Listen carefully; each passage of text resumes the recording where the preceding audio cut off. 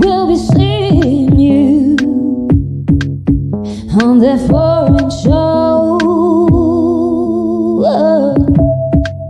We'll be seeing you. We'll be seeing you every Friday here at TFS. That foreign show.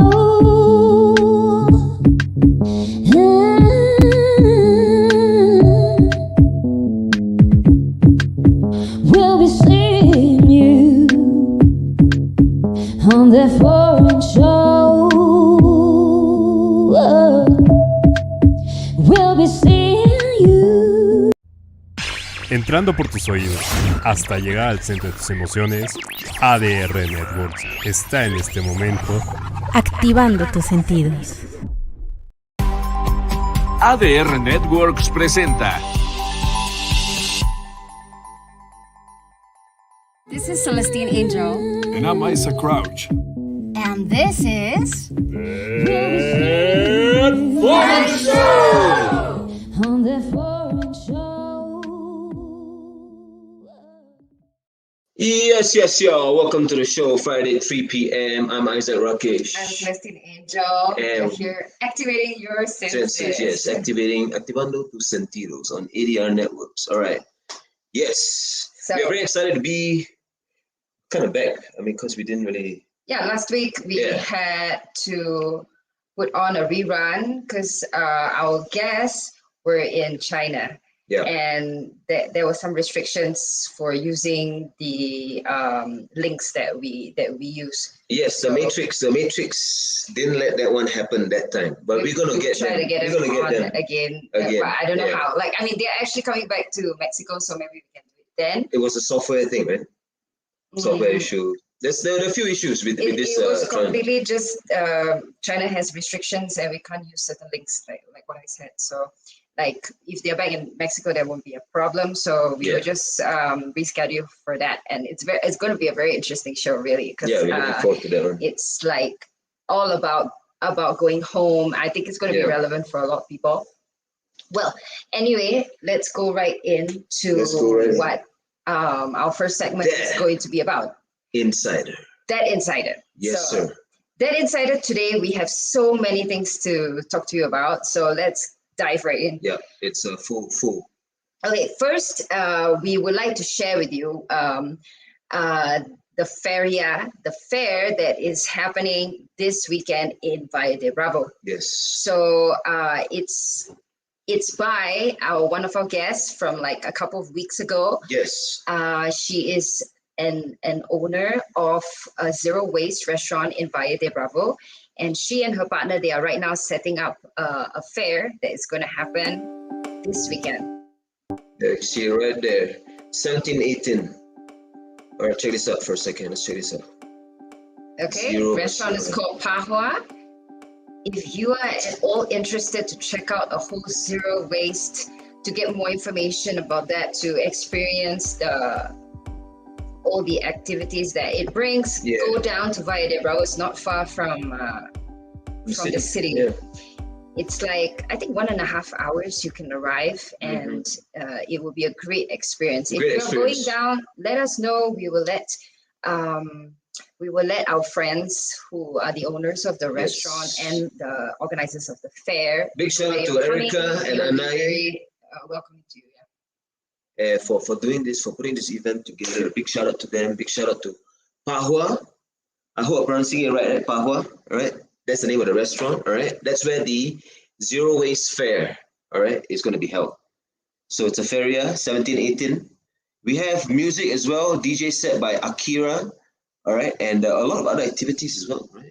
Yeah, I think it's going to be really interesting, especially if you're interested to know more about zero waste, like living. Yeah.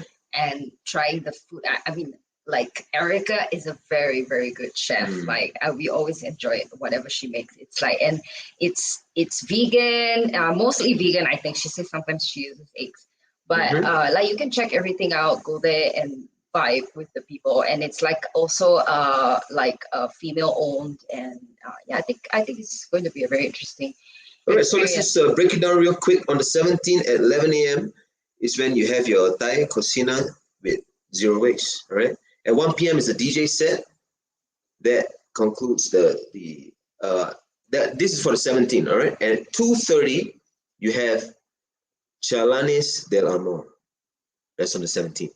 On the 18th at 10 p.m. you have an intro into this agricultural syntopica, Semilla de Mares. All right. Then there's a DJ set, which is going to be confirmed. 1 to 2, you have your Thai voz y activismo. All right, it's something put together by Tanya Lomnitz. All right, 2:30 is Tanya Lomnitz is actually closing that event according to the flyer.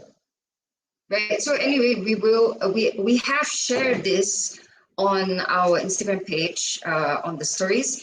So you can get all the info there, and also you can go onto the Pahua page and get all the info there.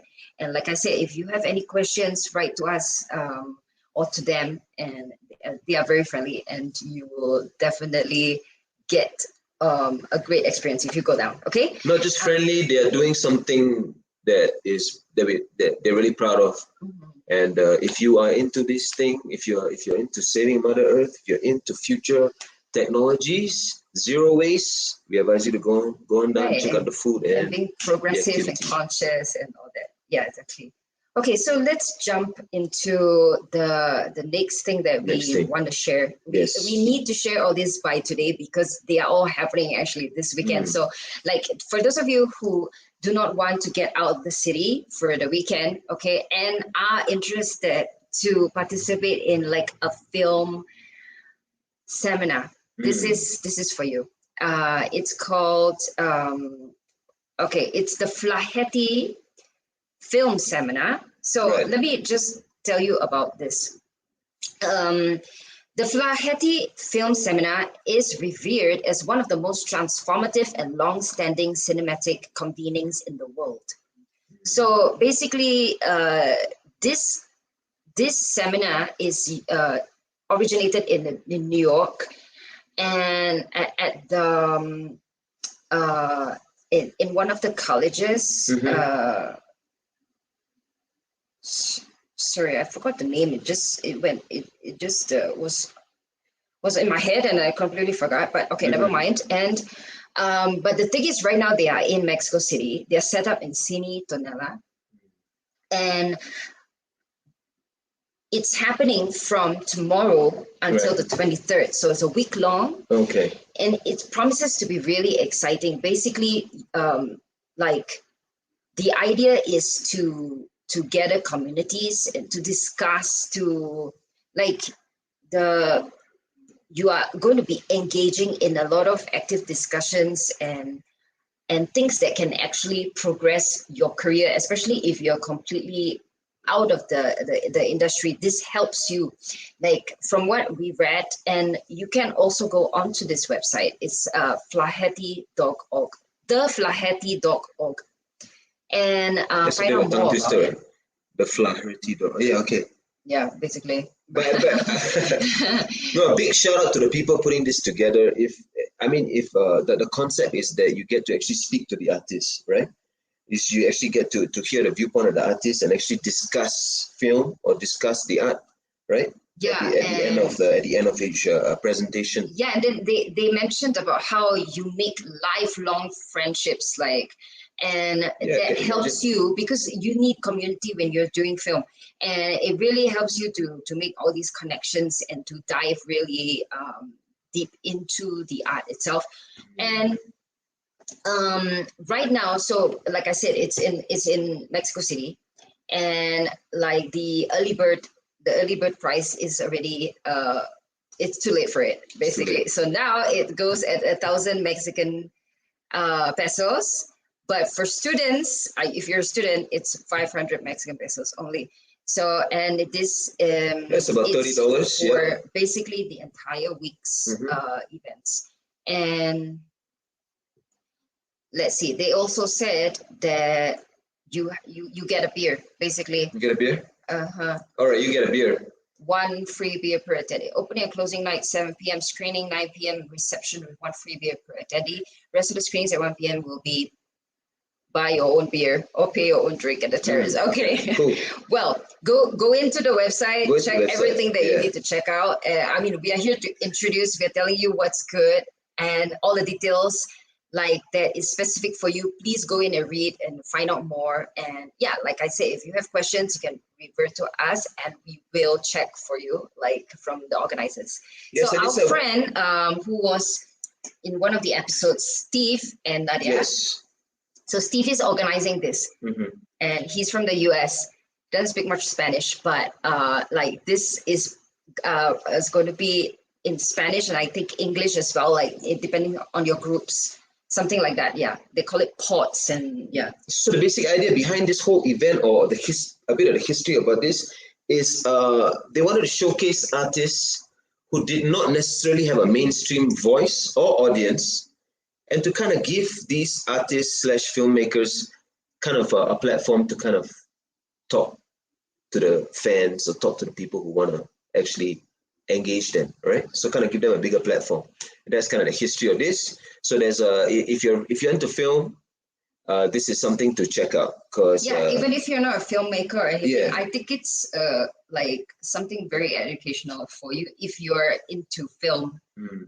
Just to watch or to understand more or whatever. I think it's a good experience. Yeah. Yes, and meeting people there, meeting fellow film buffs or film lovers there. Yeah, and who knows what might come out from there, right? Yes. Like, as in, maybe you are not a filmmaker, but you might find something that you could participate in, or yeah, because I mean, if you're a foreigner in Mexico, that you like, it's the idea of trying new things, you know. So register for your pod, all right?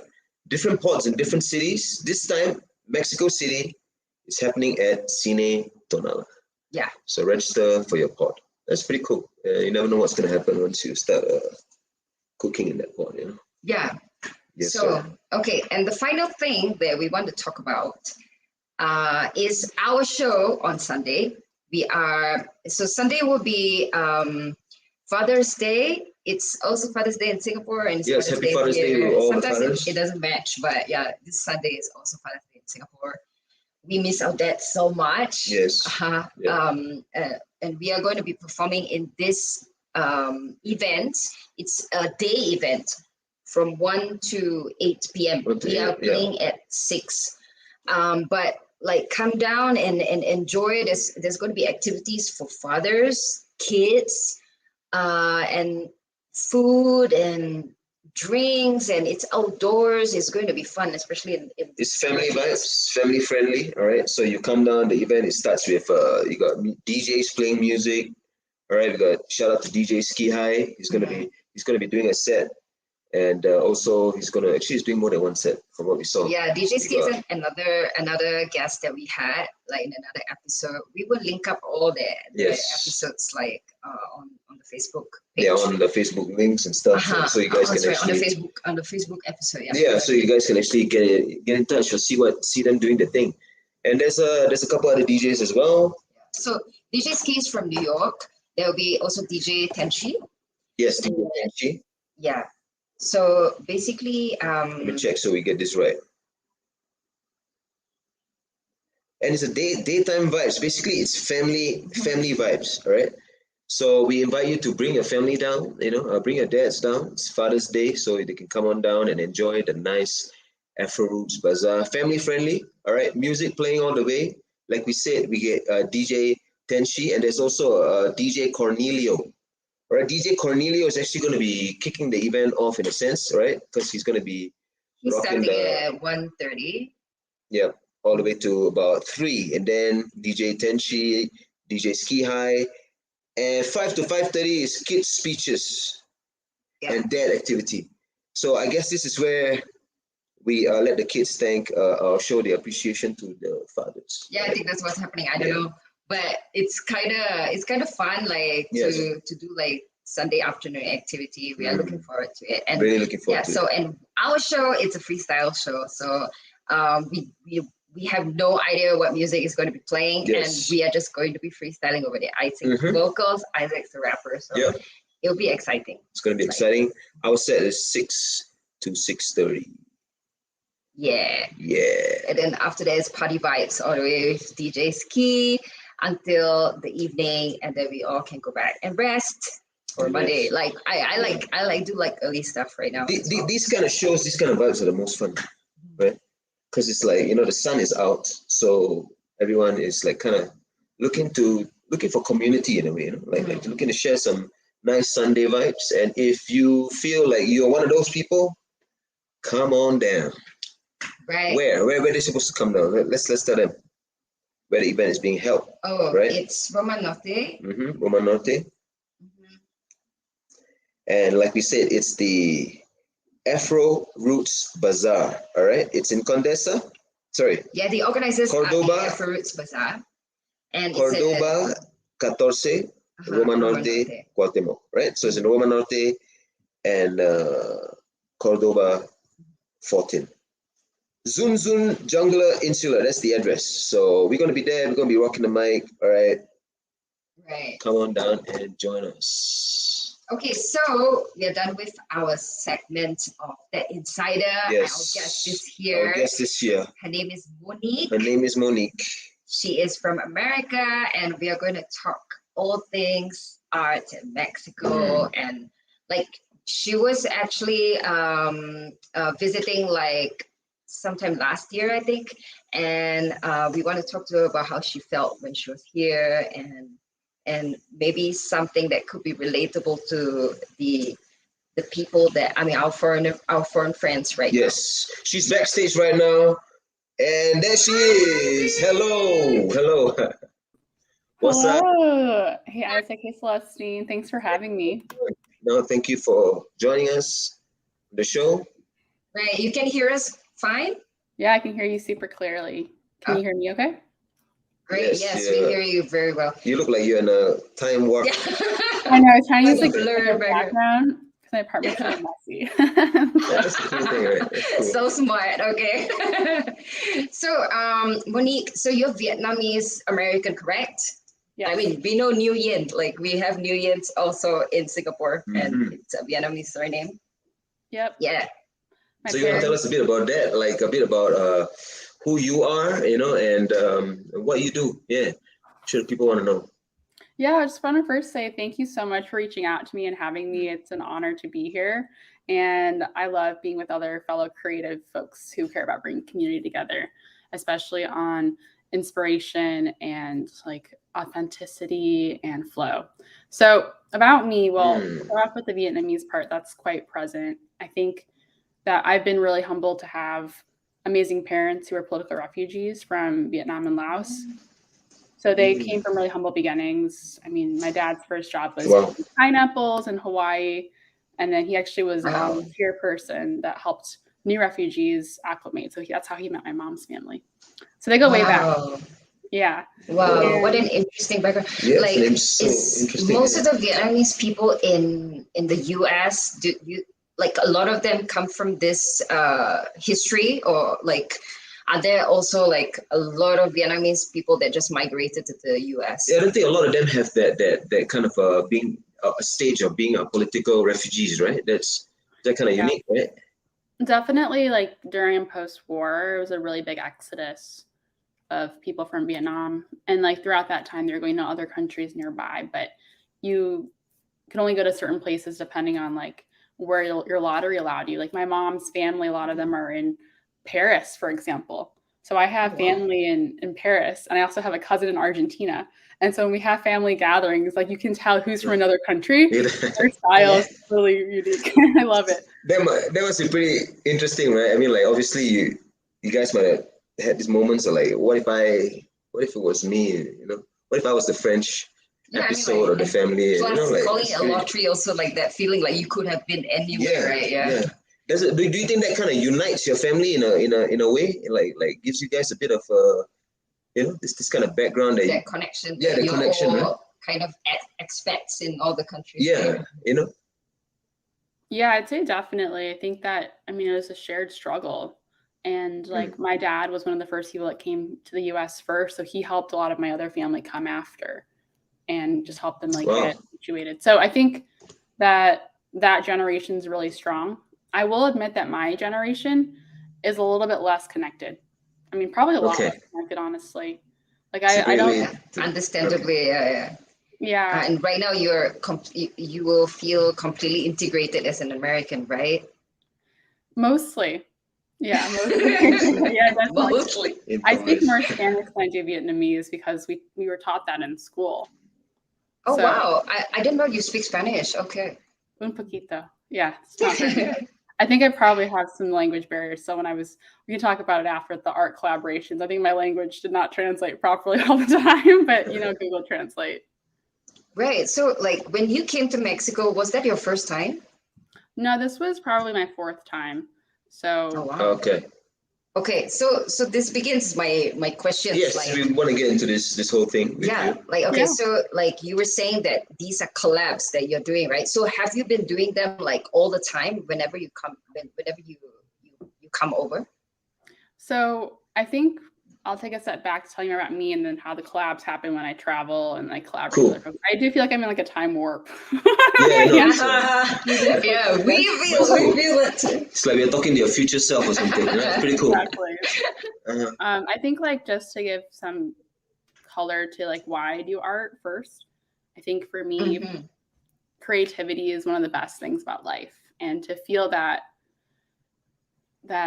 openness of new connections, of new ways of being, of new ways of thinking that aren't the ways that everyone else is.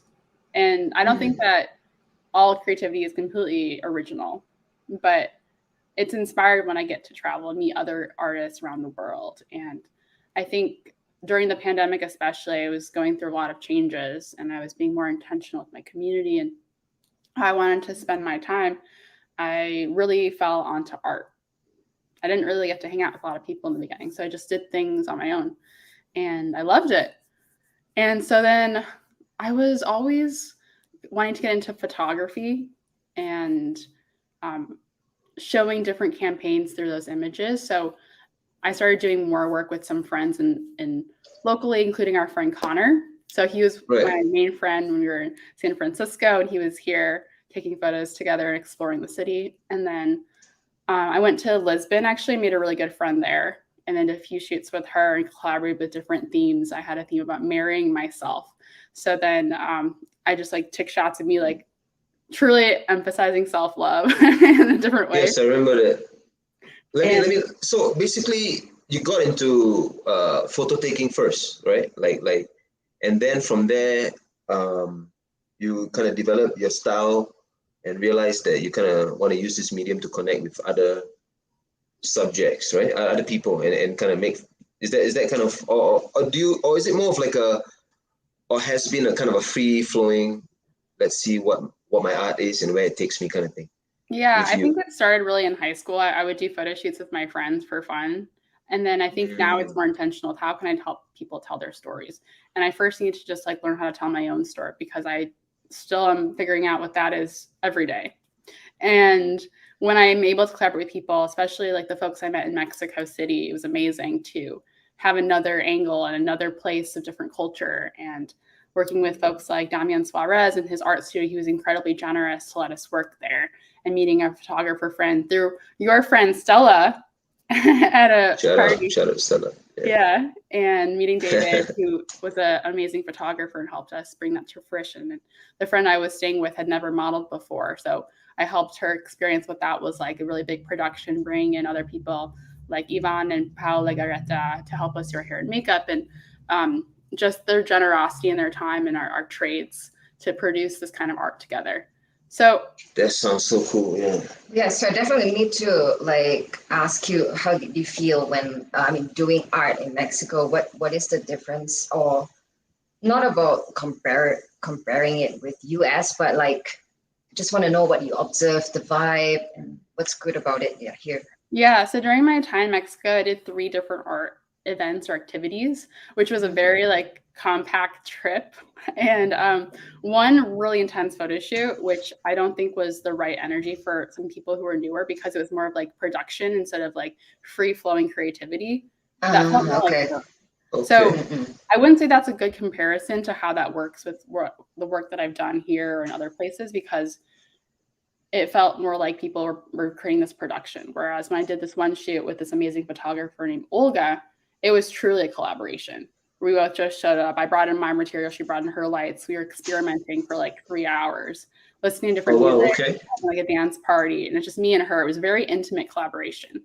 And as opposed to the other one where the people just showed up and were like, so what are we doing?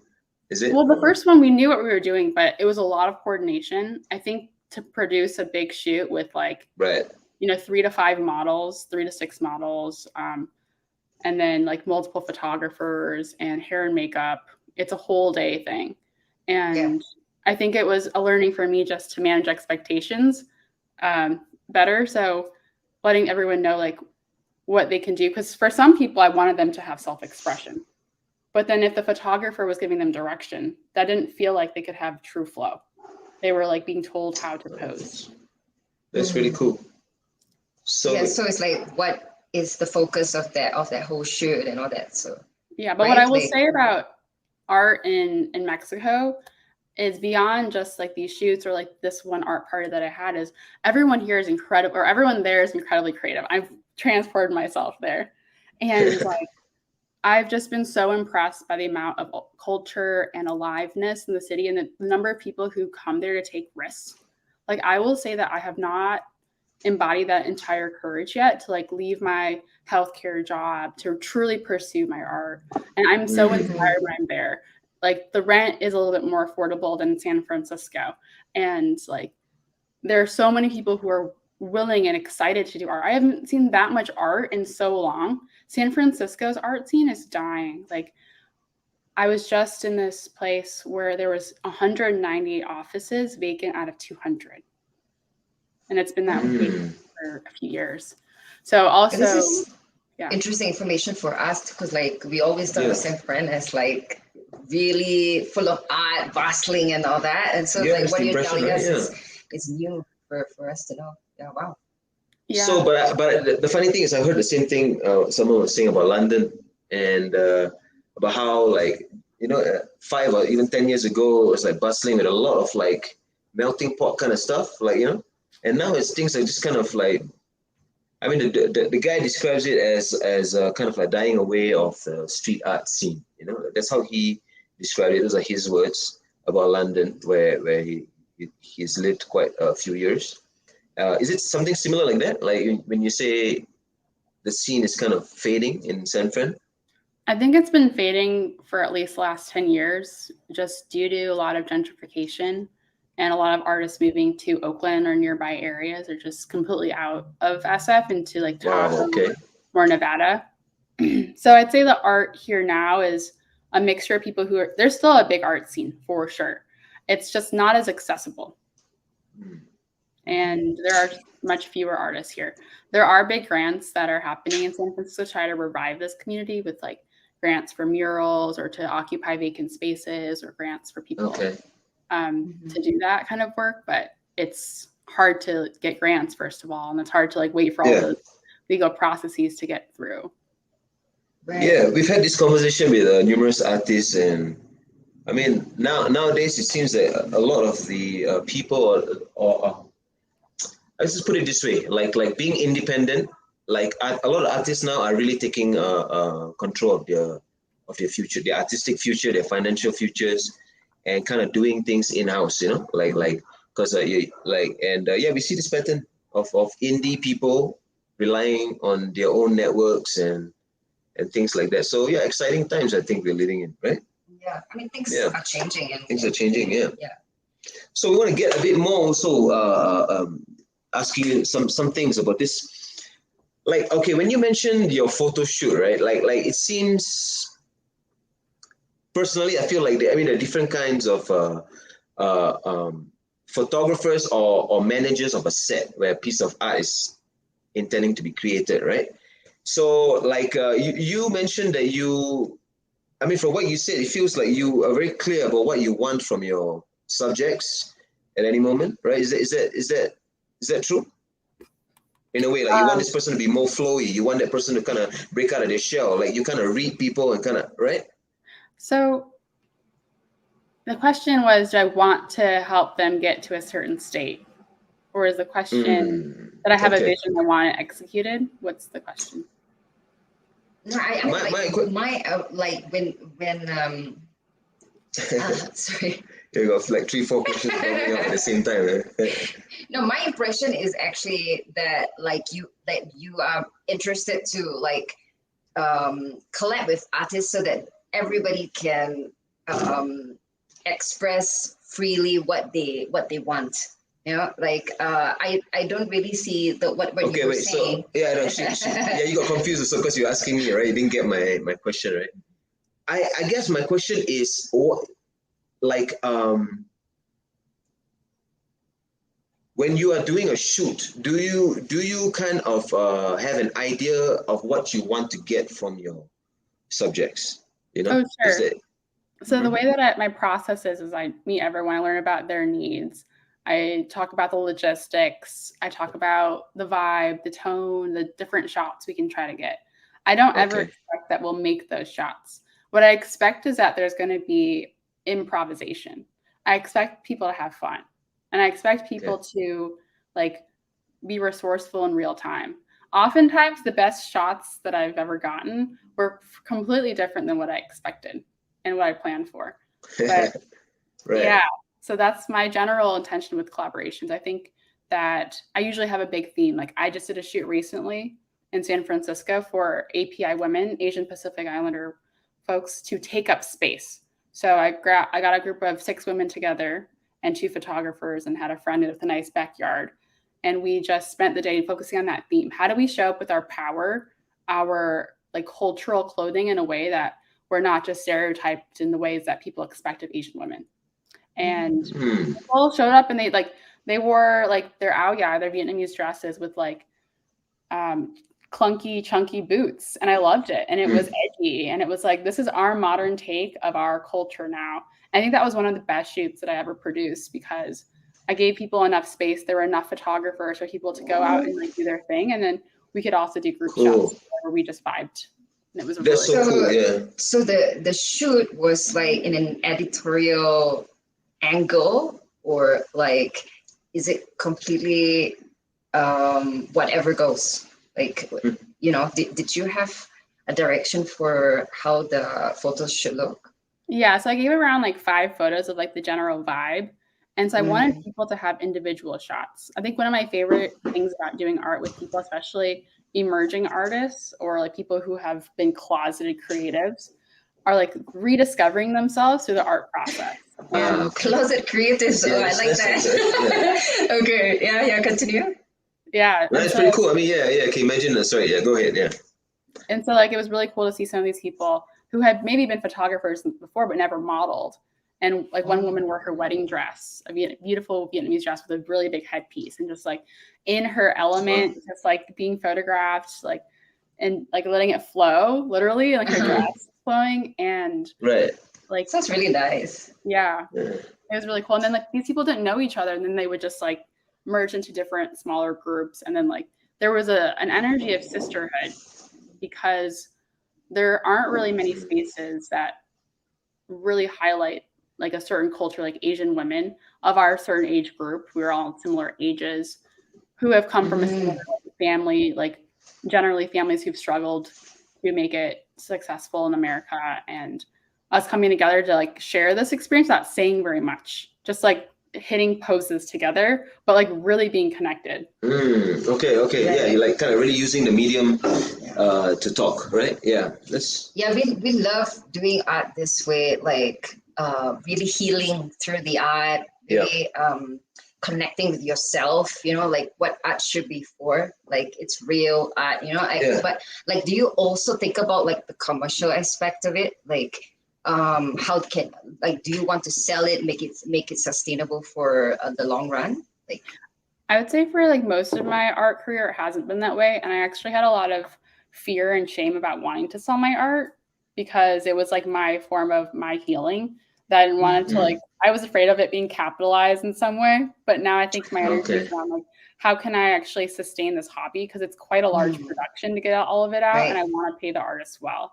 So I'm actually trying to create an art collective and get funding for us to help local artists get paid. I'd love to also have other chapters in other places. We put on really immersive events that include art, music, and food from local entrepreneurs.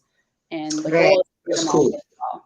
Yeah. I think the whole thing is a natural process, you know, like you need to connect with yourself first, with your art first, and then think about the money, and then like, you know, make it like something big so like it benefits everybody, you know. So the whole thing is organic and you're in your process. Yeah, but it's really interesting the stuff, the themes that you're talking about. Like, for example,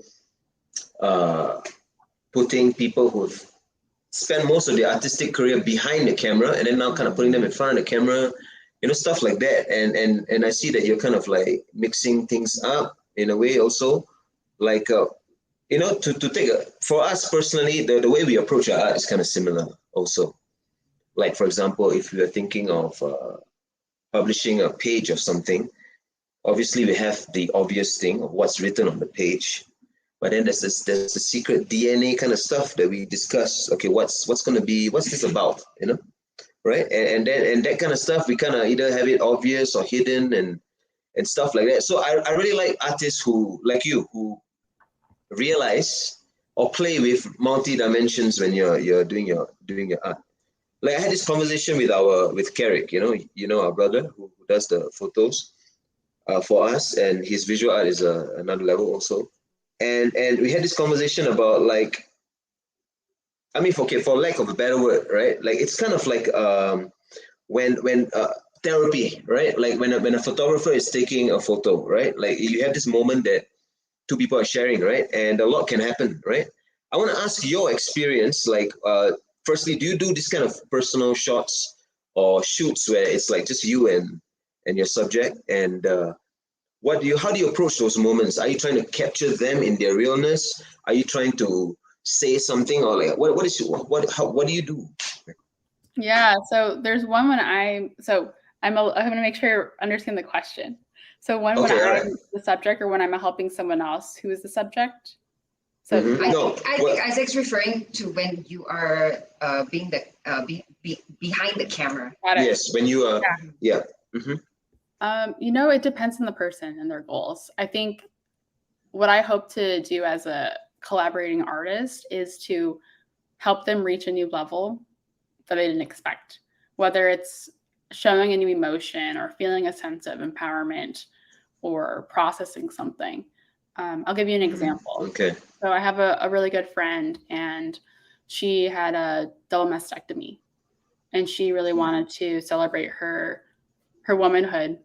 And so, oh wow, okay, part of that process is one, just like holding space, just like helping this person feel really okay with their body and excited to be exposed. And then it's guiding them through a journey where I don't expect someone to be like fully opened up, and I don't expect anyone to get to any level. That's just a hope that I have. I think the experience I hope to have is that we're just really present, and the person always just feels really seen and really comfortable. Because if someone is just slightly uncomfortable behind, like in front of the camera, it'll translate miles away. Yeah. True. Yeah, so that's a really beautiful thing, right? That this whole art making process is kind of a healing thing, right? Yeah, I think you're so focused on what is the thing that needs to be healed. So, and then the art that forms from there will be very beautiful. Yeah. Where can we see all the stuff that you have done on Instagram, or like, do you have a website as well? Yeah, you know, I've been slowly posting more things. I just created an art Instagram this year. Thanks for asking. It's mo.inspire.art. And I'm a little distracted because I'm trying to build this collective. So I've mostly focused my energy on highlighting other local artists for Connect, KIINNECT. But I will put my art more on a website. It is just in files and files away for now. Oh, okay, so you have a lot of stuff. Yeah, that's cool. That's cool. That's really cool. Yeah, and I mean, from looking at your recent posts and that shoot where you played a lot with, like, used a lot of color, right? There's like a whole bunch of color and stuff. And where was that done? Can you tell us a bit about that shoot, and what was the story behind that? Yeah, so that shoot originally was going to be outside near Condesa or near one of the parks. And then I met Damian Oh, Suarez. that was in Mexico. Okay, cool. Yeah, met Damian Suarez at a restaurant through a friend named Arlie Velasquez, who is a Paralympian in Mexico City. And and so Damian's art is amazing and it really celebrates his culture and it's very vibrant. And I thought, wow, there's like an amazing space. I didn't even ask him for the space and he just offered it to our group because he believed in what we were going to do. And I think when I saw the space, we went for a yoga class. He has yoga classes there as well. I was like, there's so much different textures here and dynamism in the textures and how the light changes with the patterns. And so then the theme to me came up like, how do we show our colors? So the theme from his space inspired the shoot's theme, which was like true self-expression, showing your true colors. Oh. So like, hence the burst of all these colors in this shoot, right? Exactly. And I'm a colorful person in general. Like you can't really see my art, but I love color. And I think that in my life, growing up in Michigan, I grew up in a suburb of Detroit. I was the only Vietnamese person in my high school. I didn't really have a lot of Asian friends there. I had different race friends. I actually had more Black friends than Asian friends. I did track and volleyball. And I think that like colors to me, besides like skin, it's like your emotions. I think for so much of my life, I was afraid to show that I had any weaknesses or vulnerability. And I was afraid to be like too extra, too bright, or too loud. I think that the shoot was also a symbol of like me like blossoming, like, okay, I have these colors and not everyone's going to like me. And you know what? That's okay. But do I like me? Yeah. And I love the art that we made. So that was so the colors represent that for you, like just being loudly yourself, not being afraid, right? Yeah, like you say, your art generally is colorful, but that one kind of really stood out, you know. That was really powerful. It was like so loud. Yeah. But I mean, when I see you, you don't need to wear colorful clothes. I also feel the colors. I don't know why. Yeah. So so this show is for foreigners in Mexico. So I would definitely like to hear all your thoughts on like creating art here. I know you already said like down here you feel very inspired and there are a lot of creatives here. Yeah, and like can you expand more? Like what do you feel to come over? Yeah, like when you're going to come over to Mexico, like is that the feeling like, okay, I'm going to go there, I'm going to do art? That's great question. I think so now, for sure. Like, especially with my friend Arlie, he owns a restaurant, and other friends who own restaurants. It's like, how do we get to the next level of combining artists and musicians like you both with other artists, with amazing food, with space to integrate and truly authentically relate to each other? And so that would be an amazing experience. I would love to come back and do that. So that would be like the next thing. And I would definitely work with you both to definitely. Yeah. So like, how often do you come through? I think the pandemic was a little off, so I can't say now what's like my frequency, but I would say at least once a year. Oh, wow. Once a year? Okay, we can do that. Yeah, definitely. When we meet again, we can even plan in advance. What can we do? Yes. Yeah. Yeah. You know, that was kind of the vibe for us. So like we coming to Mexico, like that was one of the first things that hit us. It's like it kind of seems like art is like pouring out the walls. Exploding, yeah. Like I mean, because we're from Asia and Singapore is very, very organized. We are from like first world Asia, right? So it's not like you like Thailand where you get to see like just people just basking on the roads. Like we don't get it like in Singapore. It's very strict. And then we come here and then you see somebody like a clown that is like just performing on the road over there. We're like, wow, you know, you can just do anything. And then the people in the metro, literally, right? Clown, like literally a clown, yeah.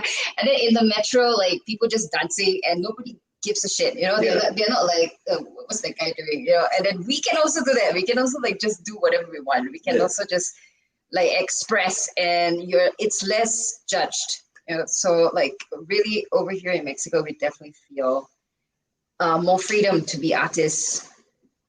Yeah. Hey, let me ask you this. I mean, I'm sure we've covered this, but what does it mean to be an artist to you?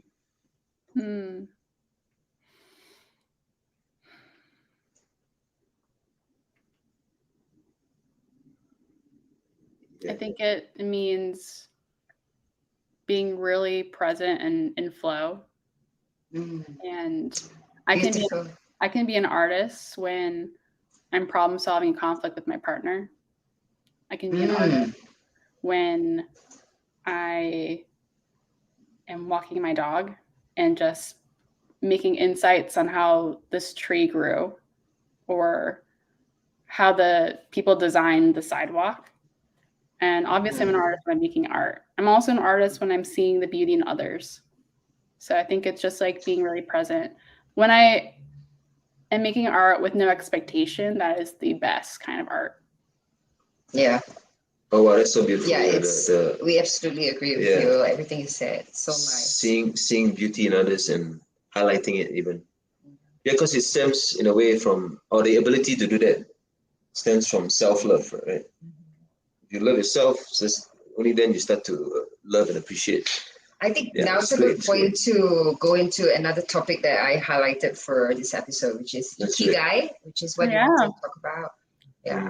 So yeah, maybe you could share with us like how Ikigai has connected with why you want to do art and all that. I love that. Ikigai is a special word, and for those who don't know, does everybody know? Should I just describe it really fast? No, you have to explain. Yeah, for okay. Yeah.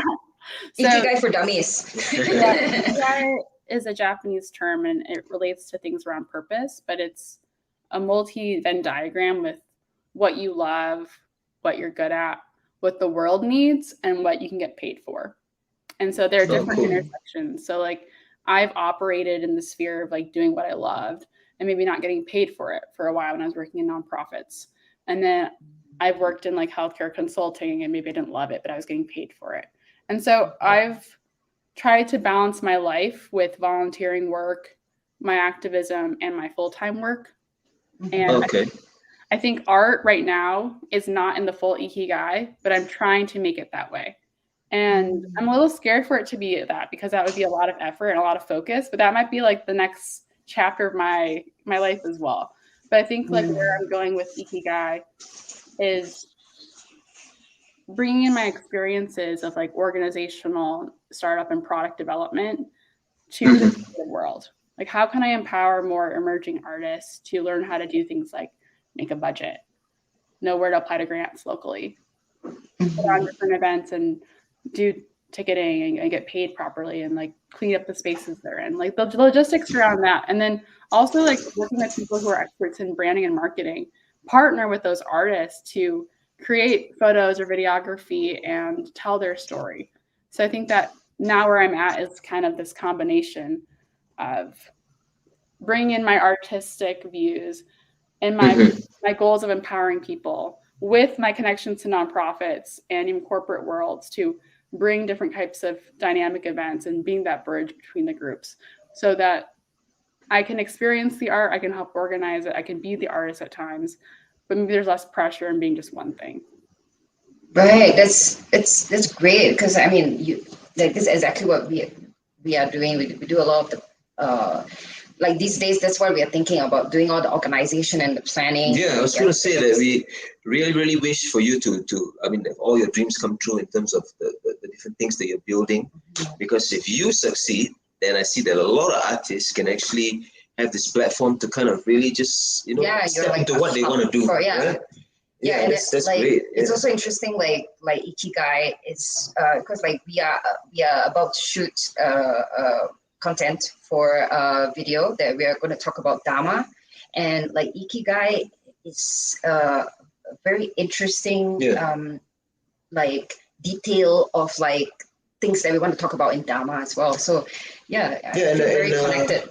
And in another way also, Ikigai is like something to in a way kind of strive towards, right? If you're an artist or something, you're trying to find that point where things are in harmony, right? Where you're not just like the best artist in your bedroom, right? In a way, because you want to be seen as well, but you don't want to just be seen because you don't want to be. It's like a balance, right? Like finding that sweet spot where you can do your thing and feel respected for doing your thing. And this is a principle or something that I feel like more emphasis should be kind of, more light should be shed on this, right? And I think in this new age of any information you want being at your fingertips, this is one thing that can kind of slip away, like which is probably why a lot of people don't really step into doing art, you know, right? Because there all these Ikigai questions like, how am I going to feed myself and stuff, right? Yeah, So- but like so- when you break it down like this, I feel like this can really help others, like so they can see it and then they can put conscious intention on it and create from there. Yeah. And I think it takes time. Like So- I've coached a lot of people, and to get to Ikigai and to stay there is really hard because you're a changing person. So is the world and the communities you're in. So Right. I don't think anyone should expect it to be easy, but you have to really want it.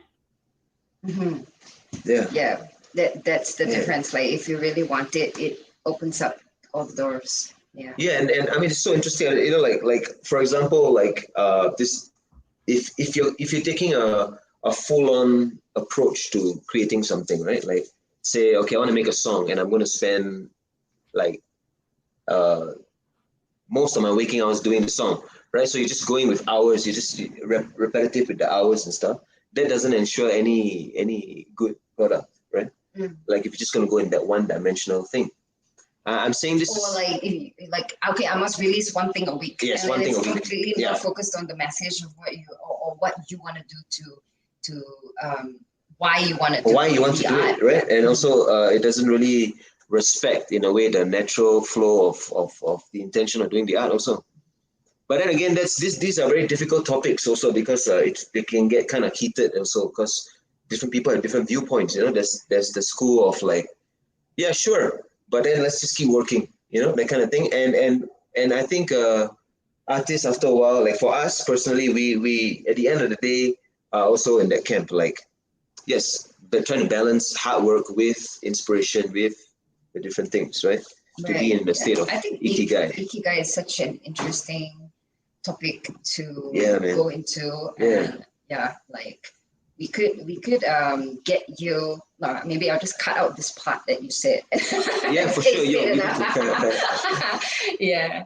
So Like I mean, I would argue, for example, a good 3-pointer is actually a person being in Ikigai, right? Like when it's needed, it's like half a second and he's made the shot, right? Or made an attempt on the shot, right? And I guess like that's just an example of being being in Ikigai that we strive to be also. Yeah. all right, Monique. So we are down to our last few minutes. Like, do you have anything like you want to close up with? About Ikigai or We got the signal to wrap up, you know. anything so, you want to say. Yeah. Thank you so much. I think that like live your life. It's short. And I hope that you can always find ways to feel present with yourself and ground in your gratitude and your power and trust the process, trust the time. And as long as you're surrounding yourself with the right people, helping the people around you, it'll come back and you'll get there. And I think that everyone is an artist and everyone is a creative. And maybe other people don't like your art, but you're still an artist. You will always be an artist. And I think that's the difference between art and design, right? There's art is pure self-expression. Design is for a certain functionality, for use. Yeah. And I think for those who are struggling with their work and they're burnt out, I challenge you to make some kind of art, whether you sing in the shower, like draw on a napkin when you're waiting in line for coffee. You just look at some art. You can just find something, like even explore like how a plant grew its leaves and like look at the art within the leaf and what pattern is that in your life. So those are many challenges. But thank you so much for having me. This was thank you for coming onto the show. We really enjoy talking to you. Yeah. We feel so connected. Like, thank you for coming on. Yes. And all those things you said, like in relation to the foreigners here, like you're in Mexico. Mexico's full of art. Like do all the things that Monique just told you. Basically. What you want to do. Yeah. Yep. So All right. thank you very much. And Thank we're you. signing off. I'm Celestine Angel. I'm Isaac And Rakesh. we have Monique Nguyen with us. And we are here on ADR Networks, activating your senses. Peace out. Thank you to all who joined us here on That Foreign Show. It's been awesome. I'm Celestine Angel. And I'm Isaac Crouch, and we'll see you next Friday. Have a great weekend, y'all.